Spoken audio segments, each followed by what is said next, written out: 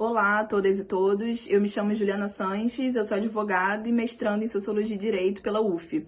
Eu coordeno, junto com meu colega Fernando Henrique Cardoso, o GT de Privação de Liberdade do projeto de extensão UF nas Ruas. É um projeto vinculado ao Departamento de Segurança Pública, o INEAC UF, que atua em parceria com a Pró-Reitoria de Extensão, a quem eu agradeço o convite de compartilhar brevemente algumas experiências do nosso GT e das nossas observações em relação ao Covid-19 e o sistema carcerário.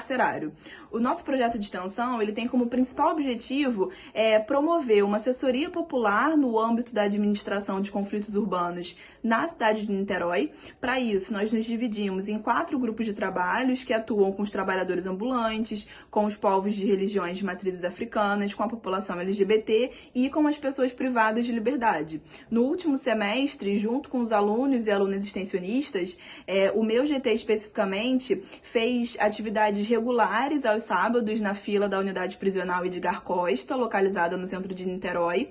O nosso objetivo inicial, através do diálogo com esses familiares que visitam, era fazer um mapeamento das demandas para, a partir disso, propor um plano de ação. No momento, em razão da pandemia, as atividades presenciais estão suspensas, mas nós continuamos o monitoramento de todos os desdobramentos do Covid em relação ao sistema prisional, inclusive com um diálogo frequente com os familiares de presos, com os movimentos sociais e as instituições que atuam no sistema prisional. Por que é muito importante falar sobre esse tema? Em relação aos familiares, que são o nosso principal foco de atuação, as visitas, no momento, estão suspensas em razão do decreto do governador. Desde o dia 14 de março, as visitas estão proibidas nas unidades prisionais, então isso tem um impacto muito grande para a família em 2 pontos principais. O primeiro é na ausência de informações oficiais sobre a condição dos presos, então sem a visita, a família fica sem saber como o preso está dentro do sistema. E um outro ponto é que a visita fica impossibilitada também, muitas vezes, de levar os materiais básicos de custódia. No que consiste quando a gente fala de custódia? A família do preso, ela leva desde o que o preso se alimenta dentro da unidade prisional, porque nós sabemos que a comida fornecida pelo Estado, ela é absolutamente precária, vamos dizer assim, né? A maioria dos presos que tem visita optam por comer, por se alimentar do que a família leva. A família leva os itens de higiene, a família leva o remédio.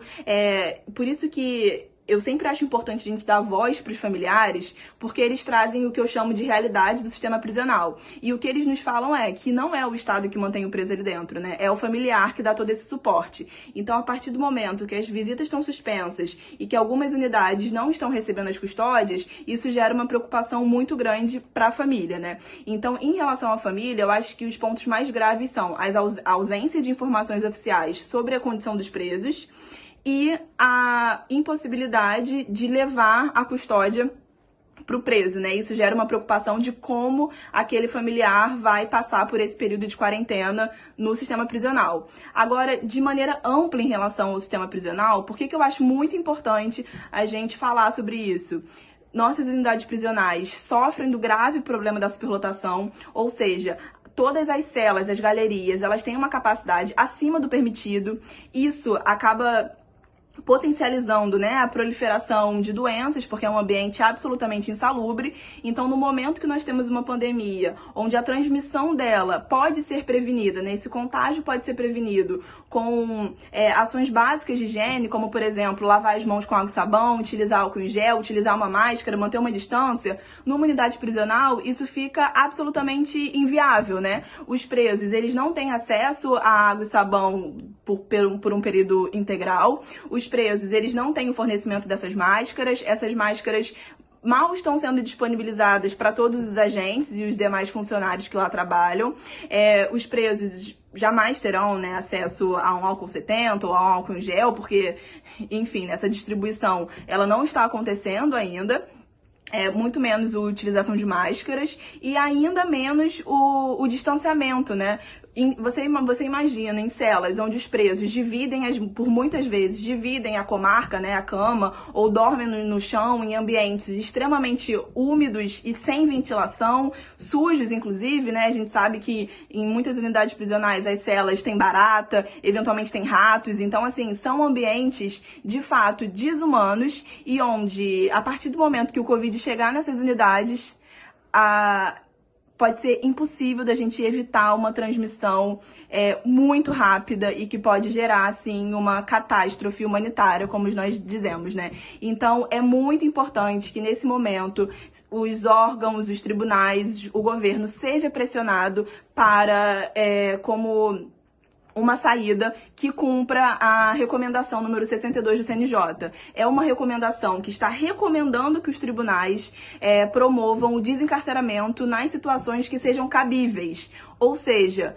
presos provisórios, mães e gestantes que estão no sistema prisional, crimes sem violência ou grave ameaça. Eles também orientam que seja concedida a prisão domiciliar para presos que já estavam no regime aberto ou no regime semiaberto. Inclusive, há previsão de antecipação do deferimento, né, da progressão para o regime semiaberto com automática conversão à prisão domiciliar. Então é muito importante que os tribunais analisem essas recomendações com muita seriedade, porque o problema é muito grave e só medidas que visem o desencarceramento podem evitar essa catástrofe no sistema prisional. Então fica aqui esse apelo para que a universidade também tenha o seu papel importante nesse cenário, né?